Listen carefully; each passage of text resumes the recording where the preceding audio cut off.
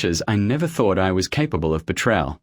Not because I was better than others, just because I'd always been afraid of pain. My own. Someone else's. Afraid of being the reason for another's tears, another's disappointment. Afraid to meet the eyes of the one I'd hurt. But fear is no protection. It only leads you straight to what you fear most. Ilya and I had been together for almost 5 years.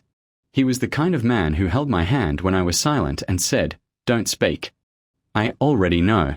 He knew everything about me, how I reacted to pain, how I hid my tears, how I looked away when I was about to lie. And still, he believed me. So foolishly, and so truly. Yet there was always a fracture inside me, small, invisible.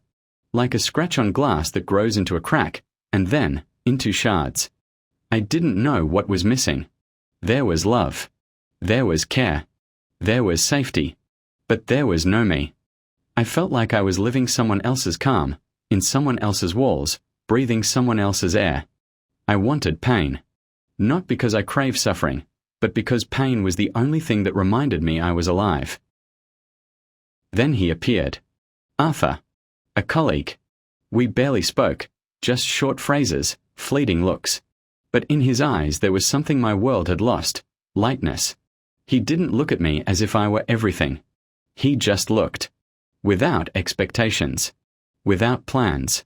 Without tomorrow. And I gave in. Not right away. Not on purpose. One evening, when the office was empty, he stepped closer, and the air disappeared between us. It wasn't passion. It wasn't love. It was something quieter, a slow undoing, as if I wanted to burn the person I used to be. Afterward, I stood under the shower until my skin turned red from the heat. I felt no guilt, no pleasure, only emptiness, so thick it hurt to breathe. Ilya called, as he always did. Asked if I was all right. I said, yes. Just tired. He whispered, rest, my love. I'm here. And I started to cry. Not because of his tenderness, but because I no longer deserved it. The next weeks passed like a dream. Everything was the same, yet nothing was. He joked, I smiled. He hugged, I froze. He looked, I turned away. I could feel him losing warmth in me. Not because he loved me less, but because I was no longer the same. Betrayal doesn't happen between bodies.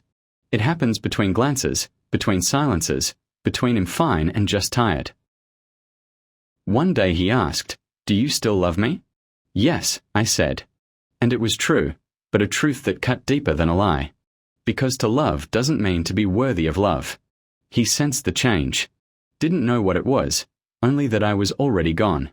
And one morning, he said quietly, "I don't recognize you anymore. You're far away." I said nothing. Because how do you explain that you've truly lost the way back? 3 months later, he packed his things. No shouting. No tears. Before leaving, he said, "I hoped it would pass. But you're gone." I didn't stop him.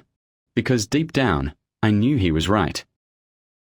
Now I wake alone. The coffee grows cold.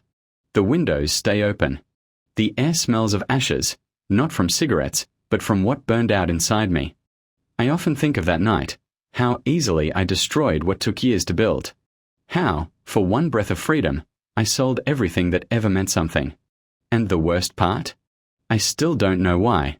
Maybe because those who don't believe in love always end up betraying those who do, and then spend the rest of their lives trying to forgive themselves. And never do. Now I live not in a home, but in its shadow. Sometimes I still think I hear him, the door opening, his voice calling my name, the sound of the kettle.